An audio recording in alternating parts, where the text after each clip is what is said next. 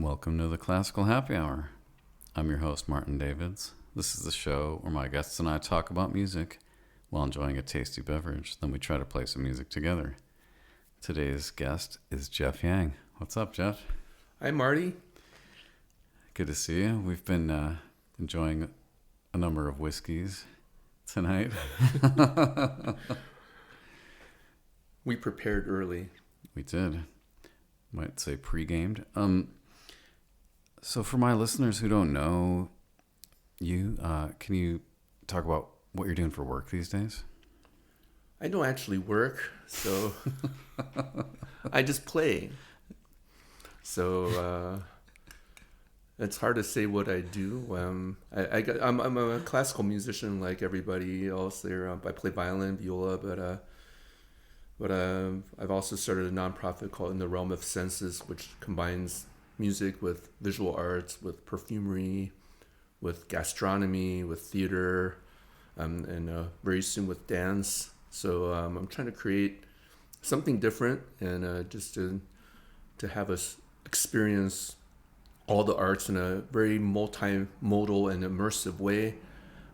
So I've kind of taken my personal journeys and personal music and try to expand on that with other artists from other modes. So Cool. Well, we could talk about that in a bit.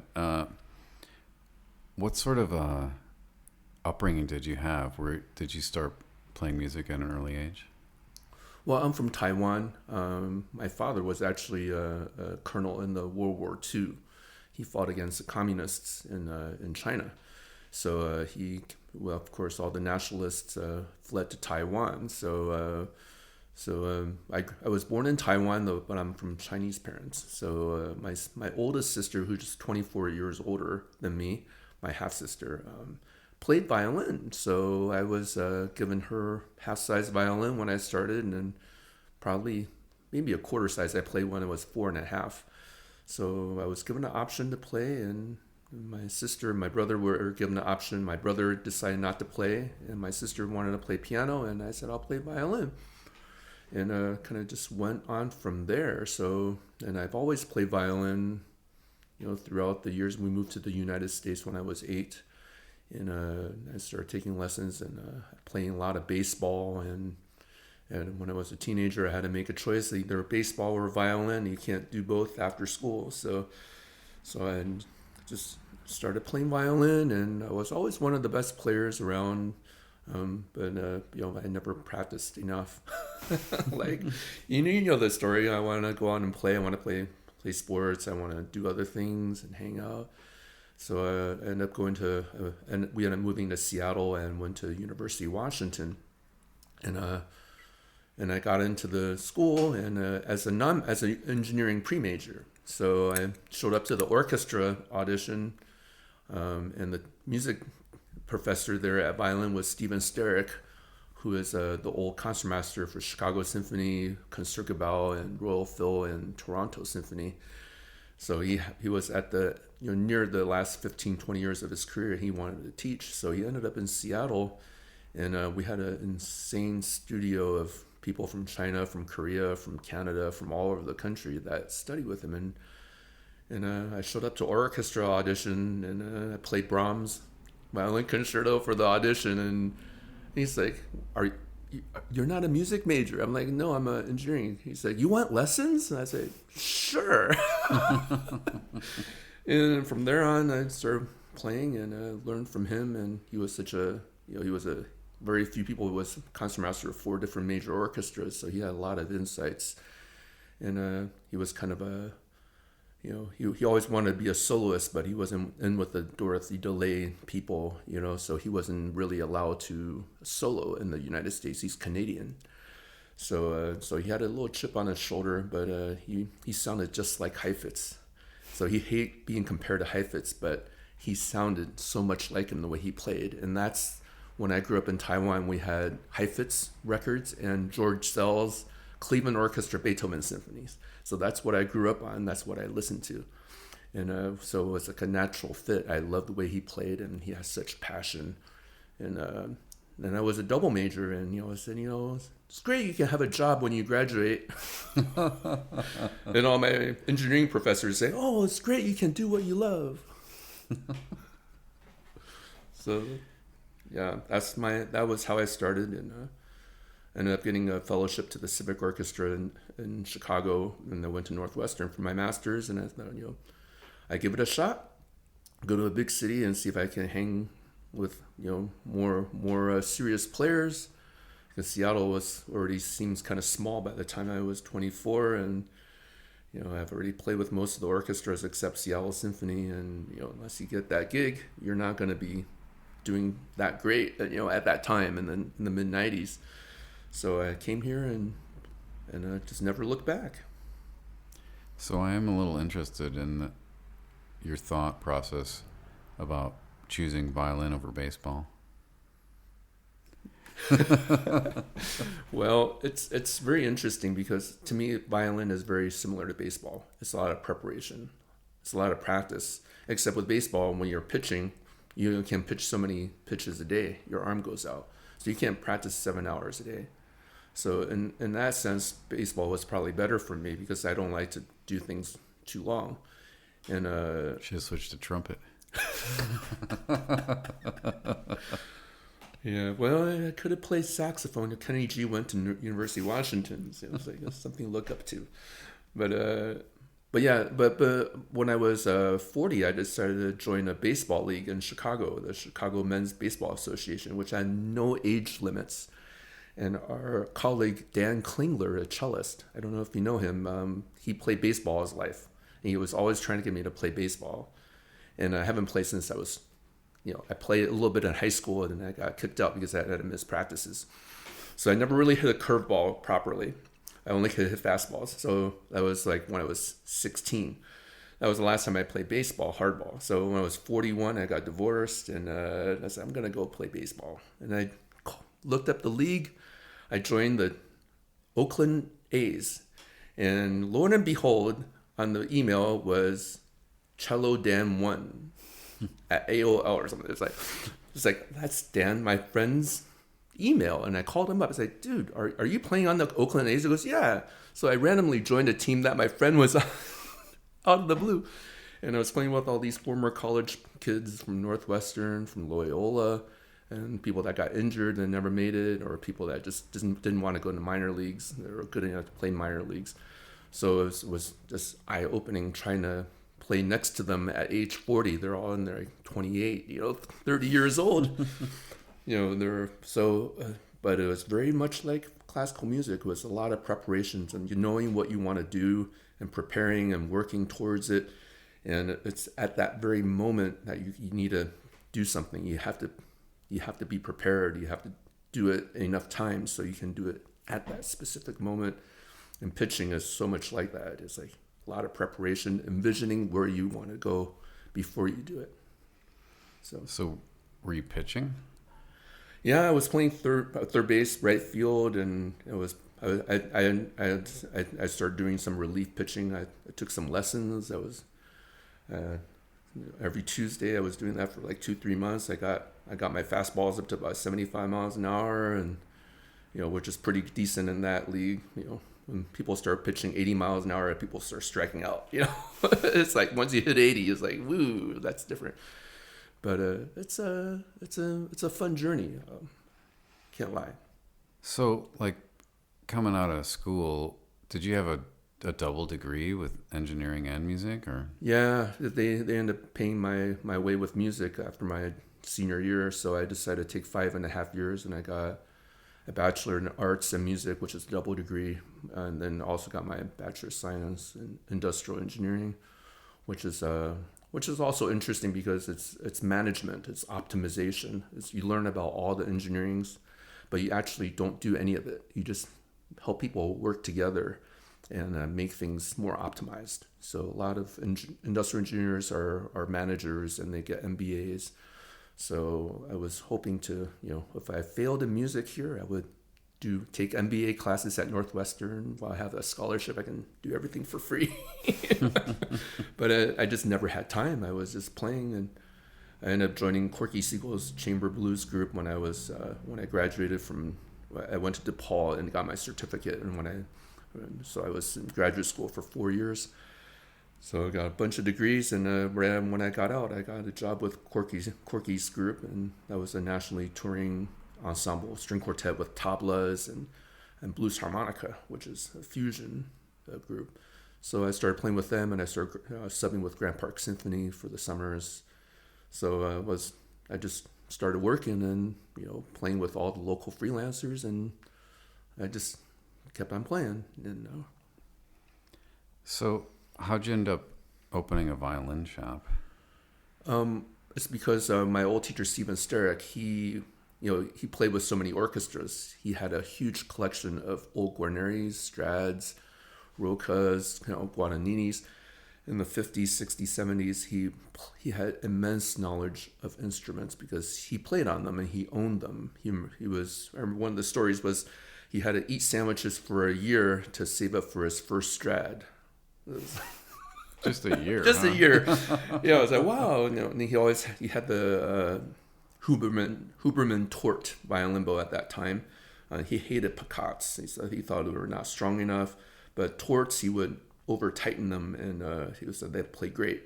So he had all these. He had the 1724 Barrera Stradivarius at that time, and we would play on it. And all these, a lot of wealthy students from Korea had these Storionis, Gallianos. So we would be able to compare all the great violins, all the Italian masters and modern Italians, and my little German 1940s Marty Kirkin no-name violin. I always bought good instruments. They always compared really well, and I worked with Noel Burke, was Charles Espy's first apprentice. Charles Espy is one of the foremost bow makers in Seattle and the West Coast. Kind of started the whole West Coast bow making school. So he was down the street from me where I lived. And his first apprentice was Noel Burke, and I bought his first bow, one of the two bows he made, the very first ones. And they're beautiful, and I just had an eye for it. My teacher said, you have a good eye. You buy good things. They're made well. They look good, and they play well. They sound good. And you say, there's something you should look into.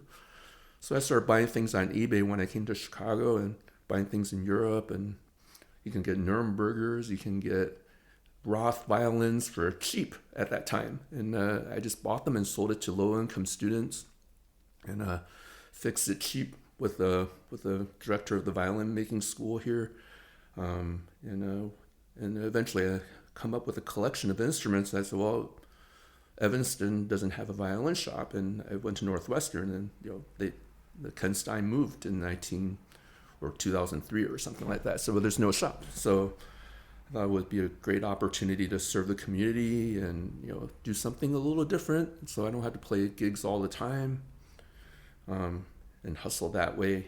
So it's do something that I'm good at, and few other people are. Then you can also help people learn about their instruments, and I started working with violin makers, Carl Becker, and learning how to adjust instruments and different people, and learning what makes a good instrument, identifying instruments, and just look at it in a different way. I mean, it's such a strange market. It is antique. It's art, but you can play on it, so it's unlike anything else in the world. Yeah, and the rarity of the old violins. I mean, you just can't get them anymore. Yeah, I mean, I got a chance to play a lot of great old instruments, and I'm very lucky to do that. And went to Library of Congress, and when I was on tour, I was like, hey, let me play on your Strat quartet and play on Fritz Kreisler's Del Jesu, And I was at David Fulton's house in Seattle. He is a collector he bought a lot of stuff from Bayan-Fushi in the 90s, 2000s. And he was one of the Microsoft board members, original, one of the people from Microsoft. Rather wealthy, had a mansion in the hills on Lake Washington, on the banks that went many floors deep. He was one of the first to create a mainframe of violins with Bayan-Fushi. They cataloged violins with mainframes. So really high resolution pictures of all these Italian master instruments. So he was the one that kind of spearheaded this movement, and he had all these great instruments. I was over there one year and one summer, and he had a Kid, the Perlman's old Strad. He had an old Guarneri viola. He had the Kemp Strad, and I was playing this violin. This one violin was so enticing and unusual. It was beautiful, and I played on it, and it had its own voice. It was the first in my life. Ever since, and before then, and ever since that it was alive. I played like 4 different concertos, and I never played it those ways ever in my life. It was just alive and it just played in pitch. It was a living thing. And I thought, what Strad is this? It's so beautiful. He goes, oh, that's the Lord Wilton del Gesù. It was owned by Yehudi Menuhin. And once, Menuhin got rid of that fiddle, he was never quite the same, and then he also overanalyzed his own playing. Who knows what? To me, it's partly the fiddle, because that violin was something else. I mean, I would sell everything I own in a minute to have that instrument. It's that enticing, and I don't really care about any instruments at this point in my life. But it's like, and I heard it got sold. He sold his collection, and this particular violin went to Russia somewhere. So nobody knows where it is. So I shed a little tear when I heard that, because it's one of those things. It's like, I mean, it's a really special instrument. Some oligarch has it. Yeah, it's like whatever. Hopefully, when will it come playing out? Somebody's playing on it. Lots of good fiddle players in Russia, though. Oh yeah, there are. But that thing it's unbelievable. It's beautiful. It looks like a Strad. It's not, but it's a Guarneri. And yeah, if you ever see a Lord Wilton, bring it back. Okay, promise. So tell me about the realm of the senses, or in the realm of the senses. Is that what it's called? Yeah, it's in the realm of senses. Of senses, okay. Yeah, because the senses is actually is a Japanese art, like a erotica film from the 70s that really changed the way Japan views, sexuality and things like that. But I was aware of that film, but when I created this nonprofit, I thought it's like a play on words, but it's really in the realm of all the senses. When I was in my 20s, I always thought about, how one sense, when you don't smell, if you plug your nose, things don't taste the same. Or if you're in the dark, you're in a sensory deprivation chamber, all your other senses become more vivid, more intense. So I always, as a scientist, I was always interested in how those things work. And being classical music was dying in the 90s, it's been dying for decades. I said, how we can make classical music more vibrant, more alive, more relevant is by creating more multisensory events. But at that time in the 1993, there was no way to create sense. And when I came to Chicago, I was talking to my girlfriend at that time, was wanted to become a ambassador, but she had an incredible sense of smell. And I talked to her about, how can we make scented exhibitions or concerts? He goes, well, I don't know. It means, but it's funny. But she became over the years, she became a perfume blogger and lives in Belgium. And she's using her nose to write about perfumes all over the world through history.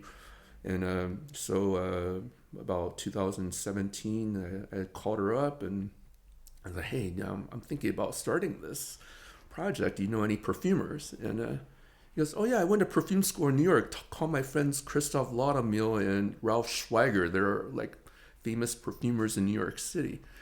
So I called them up and they're like, yeah, of course, we love to create something with music.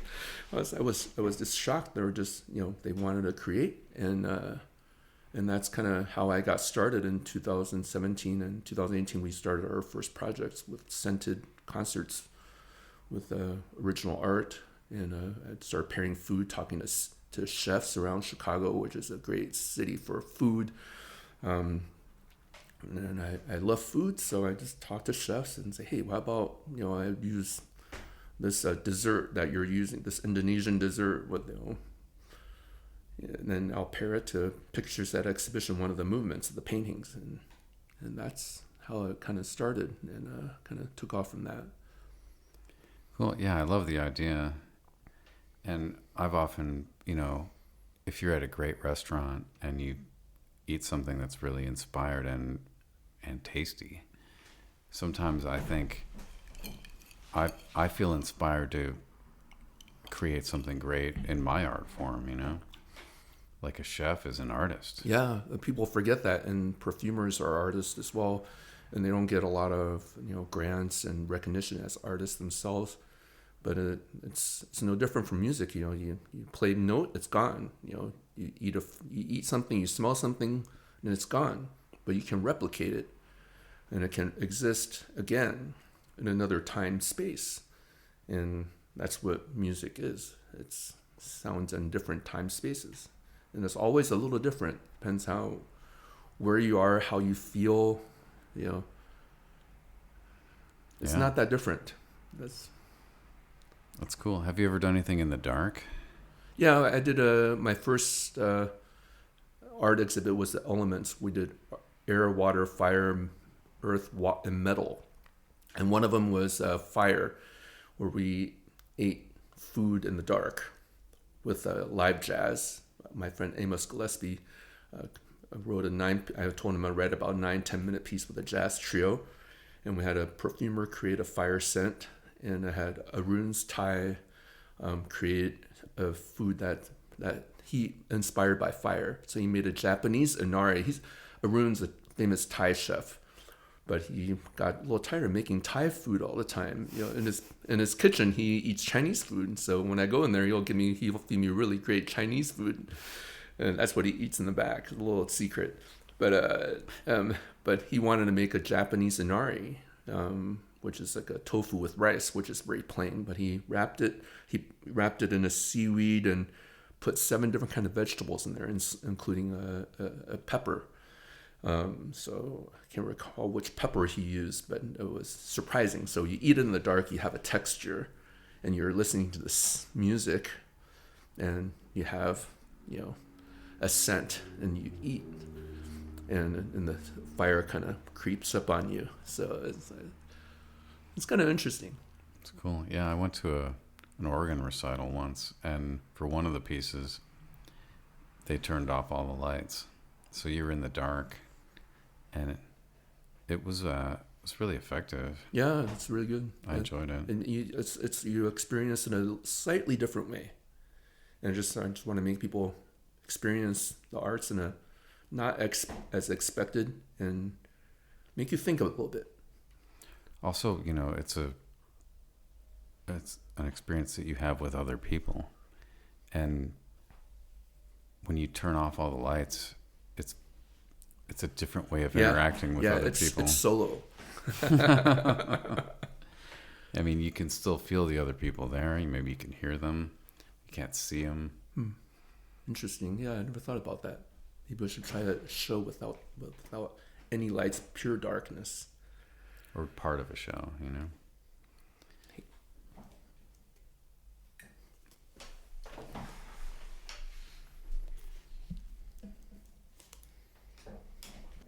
We started here.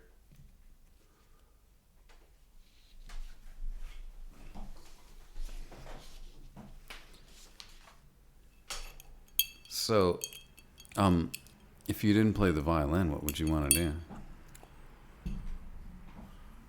I mean, besides run a nonprofit and a violin shop. Well, I mean, I was almost, became a technical sales for GE, selling jet turbine engines for dams. That was my first offer for a job. And a lot of my friends went to manage Doritos plants and consulting companies. Talk about an aroma. It's like, you'll never get that out of your clothes. Oh, like, are you sure you want to go do this? But yeah, I'm probably working, because I always thought, I want to do something where you can't ever be satisfied with what you're doing. Like, there's always perfection that will never be attained, which is violin. You'll never be perfect. You'll never get to that point. And for industrial engineering was also optimization. It's like no system is perfect. Every business, everything can be improved. And it's, there's always room for you because you can make it better. And for me, though, that was interesting to me. So I kind of used that in my business model, what in business and with in the realm of senses, how do you empower people?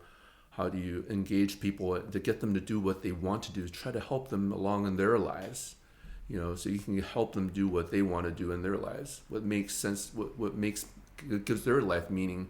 If they're artists, they're musicians, whatever. You help them, in their journey. So there's something that you can do without actually giving them money, but you can do something within your work it serves the community and the world itself. So what makes you want to keep making music? What do you like about it? Well, over the years, as how it is being a working musician, we play what's put in front of us, and what makes the music often is not the most creative.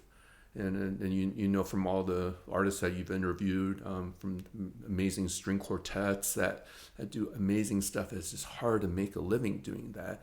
And you have people, the bands that I played with Mannheim Steamroller for about 10 years. I toured with them. There's just a built-in following and people love it. I liken that to like a really great cover band, like you can play all these songs that people love and then they make them so happy. And it's part of their tradition, it's part of Christmas. It's a wonderful thing in many ways, but it's not particularly creative because it's the same stuff you heard that people want to hear it exactly the way it was on the record. And you're recreating those things. And that's what we do as classical musicians, recreate all these things. But the difference, is how we make it our own. How can we make it our music? How can we make it someone feel something rather than just recreating it in a very accurate way? So when I want to play, it's like I want to engage people. I want to make people feel things. One of the earlier parts that I realized I want to do that was in Seattle when I was in college at University of Washington. My friends were the Pike Place Trio in the Pike Place Market. They busked in there and as a trio. And when I went to school there, and they're just one of them, a few players were still in school, and they became Trio Cambrio. Our motto is we play it faster than everyone else. And we had our own arrangements. We made our own trio arrangements of Beethoven's Fifth, of Carmen, of Rodeo by Copland, all sorts of stuff. We play trio sonatas by Bach. We play all sorts of. We play rock. We played we arranged Hungarian Dance No. 5. Everything really fast. Yeah, arranged just a couple clicks too fast, and you should playing it, which is lined up with me because I listened to Heifetz all my life. So everyone's like, "Why are you playing that fast?" I goes, "Isn't that normal?" But so that's how I started playing, and we started doing things at Pike Place Market, and we started arranging music and when I said, I'm going to play by myself because I don't have to split the money 3 ways. I can play on my own. So I created my own sets of orchestral pieces, concertos. I play all the tutti. I just play everything. I play all the Four Seasons, and 70%, and try to play the tuttis and Mendelssohn, Brahms, Beethoven, and play some. I try to not repeat my songs within 3 hours.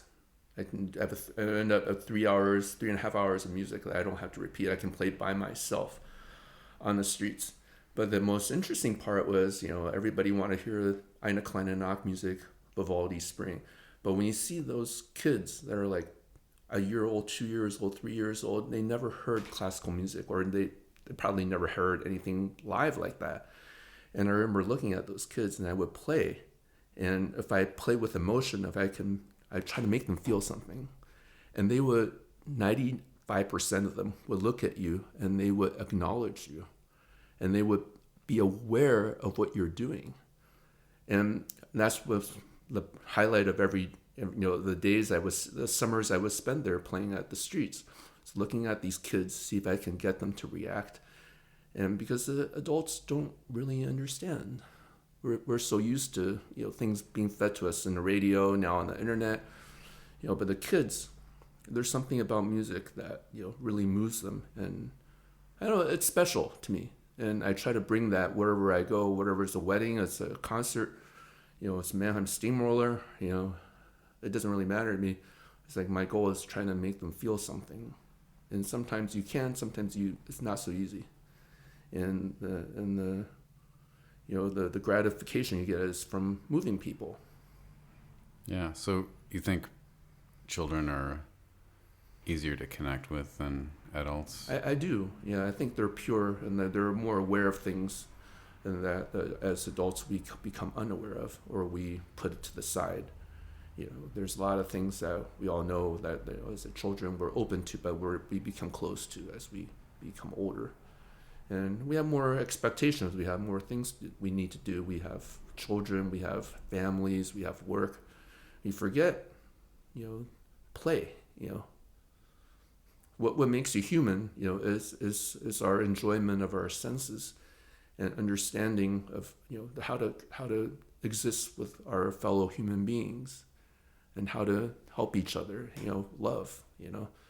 It's kind of lost, in the busy days, which is unfortunate. But I think the arts what make people think about it, or at least take a break from it. And I just want to make people more engaged and do it in a conscious way and make them think and bring that to the kids and at an early age and show them good art, not mediocre art or just like. Do Peter and the Wolf, this is a clarinet, this is a duck, the oboe is a duck. And, it's like, who really cares, I mean, it's nice, like I can see the connection, but have you made a difference in their life? No, they're not more enriched. They don't care more about music. They're not thinking about it, It's like, I want to create things that makes you feel something, whether it be a scent, whether it be a visual, whether it be a sound. And I've had enough experiences with people in the realm of senses events that people are amazed at. Like one of my friends at our Pictures at Exhibition show, where I played 7 instruments with piano, and Christoph Aladomil made 2 scents, one for the whole space, and one for Great Gate of Kiev on the last movement of Pictures at Exhibition, which is a light, bright scent. Called Tree of Life, which is our logo for our organization. He just decided to make that, and he flew in from New York and set up the scents and make sure they release at the proper time. So a colleague of mine who's a French horn player came to the show, and afterwards she said that moment when Great Gate of Kiev happened, the scent hit me at the very moment of the beginning of that movement where the trumpet normally comes in the orchestral version. And she said, that was the most amazing moment of my life. Wow. I was like, whoa. I was like, are you serious? He goes, yeah, it was that exact moment. She was in the right place at the right time, and it hit her at that moment. And it was like, I just felt this exuberance, this happiness, she couldn't describe it. And I was like, well, I'm really onto something if I can do, we're classical musicians. I mean, when are we moved by classical music like in that way? It's just very rare because we play it. It's true. Yeah, it becomes like work. It becomes work to listen to it. But to listen to something, it's like, something is different about this. I think it's something different about this. And when the scent component is there, and I have some people, I had this big burly police officer with his parent, with his family at a brunch for my Pictures at Exhibition. We did it at the City Winery for Chicago Phil's chamber music series. They were just eating. I can see him there. It's like a 6'5" dude. He's huge. And he came up to me. Hey, is that? Oh yeah. So I goes. I really love the concert. And that second movement. What is that movement? I thought the gnome. He goes, yeah, it's the second movement. That one really moved me. That was incredible. And I'm just thinking he's there eating brunch with his family, and you just think people aren't paying attention. And he said that was just the most amazing thing because I loved it. And he's like, okay, just the second movement, I mean, if people take it in different ways. And if you can move people, I think you should. Yeah, I mean, music can be so powerful. It is. And we especially notice at like a funeral, right? Yeah.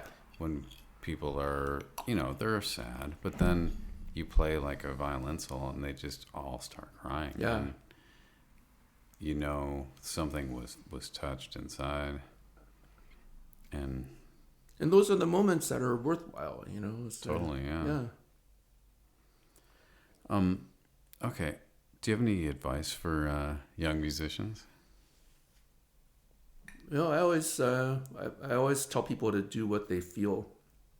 I mean, we're all good at something in this world, and we're exceptional at something. And the trick is, can you find what you're exceptional at and do that? And if it's not music, don't do it. If it is music, you better find ways to do it. That's the way I look at. I'm a Buddhist, and as I get older, I realize I'm a Buddhist, and I think we've lived many lives, and I think we have many experiences, and we carry things over. And there's certain things we're just good at, and there's things that you know how to do, and those are things you have to find, and those are things that you can find to realize through self-realization, through other people helping you. If that's what you're really good at, you can do things that most people can't do. That's what you should be doing. And if it's music, absolutely don't give up on it. But if you're really not, and that's not your forte, and you keep wanting to do it, I say, it's like you can do it for fun, but you have to be realistic and really find what you're really, because we're all good at something. And I really find that to be true. And it's sometimes we're kind of so focused on this is what you should be doing, and what you're really good at and able to really make a difference in the world is not being realized. Yeah. Also, what you're good at can also benefit from working on it. Yeah, absolutely. And that doesn't mean it's always easy for you. But any effort you have will be rewarded even more in that area. So, what's coming up that's cool that you want to tell people about? What are you up to? Well, I mean, I guess what my biggest show we did was this year, in August and April. We did a immersive show of Beethoven and the Killer Bees. So it was supposed to be the final version of the celebration of Beethoven's 250th birthday in 2020, of course, which never happened. But it took 3 years to write the script, and the Killer Bees are Beethoven, Belushi, and the Killer Bees from Saturday Night Live. So it was always a dream of mine to recreate John Belushi's Beethoven skits he did in 75, 76. Where he would accidentally, he was Beethoven. He would accidentally go from a song, from a symphony or some piece he's writing, and goes into a rock song in the future. So I thought, wow, there's something to this, and I love John Belushi. I love the old NSL, and I thought if we can do it, we can play 7 or 8 songs that Beethoven accidentally writes Prince or Rolling Stones, David Bowie. And then we can match with scents. If he's going to do snuff, he's going to do wine. You can smell wine and scent, and snuff. And we wrote a whole script with Austin Titchener from the Reduced Shakespeare Company. He's the artistic director for that. He's a Shakespearean actor, and he wrote the script with me. And we made a sort of historical fiction, taking on real events, of Napoleon and Beethoven's life, and I kind of made some fiction and add some Shakespeare to it, because Beethoven actually read Shakespeare. He had a collection of Shakespeare's books and plays in German. So we did this whole thing with three singers that were the Killer Bees from the 75 SNL skits that they dressed up in Killer Bees outfits. There's kind of absurd comedy. And we use AI to create a set to animate footage from Blues Brothers films and John Belushi's movements and all sorts of different video content. So you smell things that Beethoven was drinking, imbibing, and you see visuals, you see set changes, and you see old Beethoven talking about his younger self, and you watch his younger self perform these songs that turn into his compositions that turn into rock and roll songs. It's kind of strange, but you have to experience it, and hopefully we'll do that at more places. But that's our most immersive show to date, when we have incredible visuals that are on the cutting edge of technology of AI, and we can create original scents based on different materials, and it's just very, very immersive, and it's funny as hell, and people think about Beethoven in a different way. It sounds really cool. Yeah, I want to go. Yeah, no, you gotta be here next time and not be out of town. Can't make any promises there. All right. Is there anything you want to ask me? Well, I think I already asked you in our whiskey tasting. I'm just curious. You're a master of the Baroque style. I mean, how did you want to explore this particular this style of music? Because I know it's very it's becoming more and more popular and more accepted. But when we were young, that was not a thing. I mean, I remember taking a masterclass from Stanley Ritchie. He was trying to get us to play Bach in a different way, and it was very eye opening. But I'm just curious how you got down that road. I, as a master's student at Michigan, I took like early music ensemble, and it was like such a refreshing way of looking at music, and there was so much depth to what you could do musically. And Baroque music, it is really about making people feel things. I mean, that was their whole doctrine, basically. Like, this piece is supposed to make you feel this affect, or this feeling, and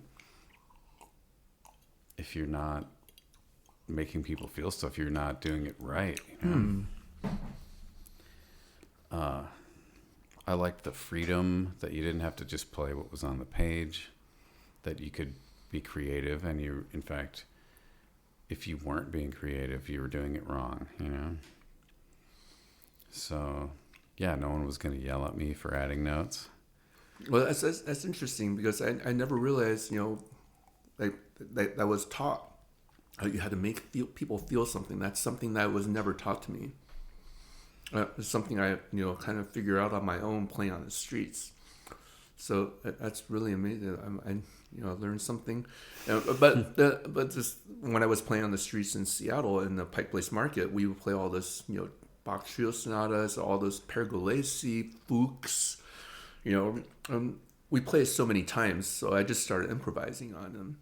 On Mozart, learning how to improvise on Mozart without sounding trite and making a mess of the feel of it. It's with Mozart, it's you can't do a lot, and with Bach you can't do a heck of a lot either. It's just difficult, and then over the time we never play everything the same way twice. We always that's where I learned how to improvise a little bit and play with rock and roll musicians and guitarists, but it was kind of rooted in Baroque music.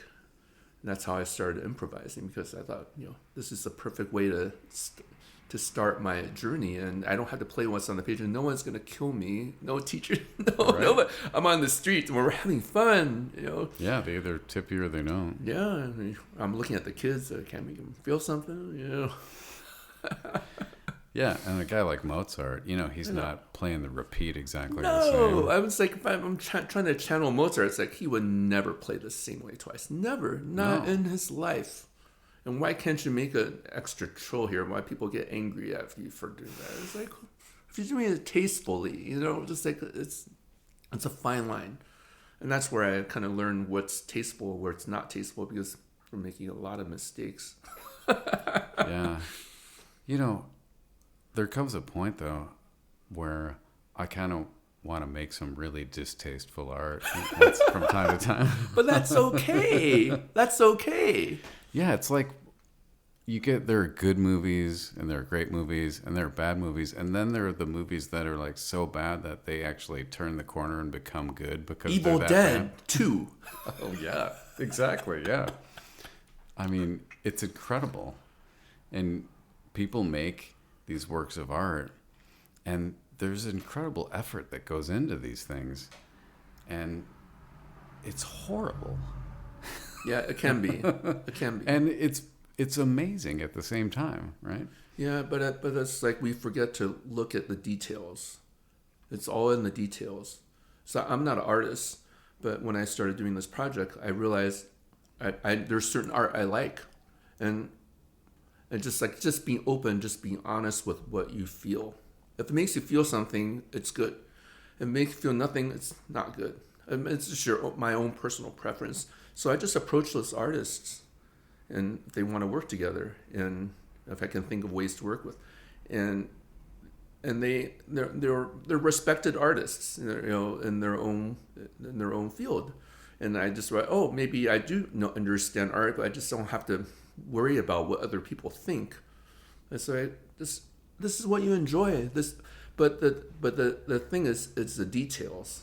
You have to pay attention to the details. If you're aware of the details, that's where the art is. If I listen to you play, if I don't pay attention, I can still hear great sound. But if you listen to the phrasing, there's intention there. And that's the beauty. And there's intention, there's beauty, and there's the details. The details of how you craft a solo, how you do, what you do. You don't go beyond, what is acceptable, and how do you push that boundary? And some people just go waltz right across that, and it's not harmonious. And it's like you have that feel, and it's intention. So that's good, and that's all I know. That's why I approach art and music. Like, if I can hear intention and beauty to me, and thoughtfulness, and there's those details. That's what makes great art. All right, we'll see what kind of art we can make after this whiskey. Uh-oh. So, thanks for listening. Please subscribe to the show and give us lots of stars on Apple Podcasts and Spotify. You can find lots of great arrangements and recordings at bachfor2.com. And we'll put a link to Jeff's stuff in the show notes, and we'll be right back, and we'll play some music.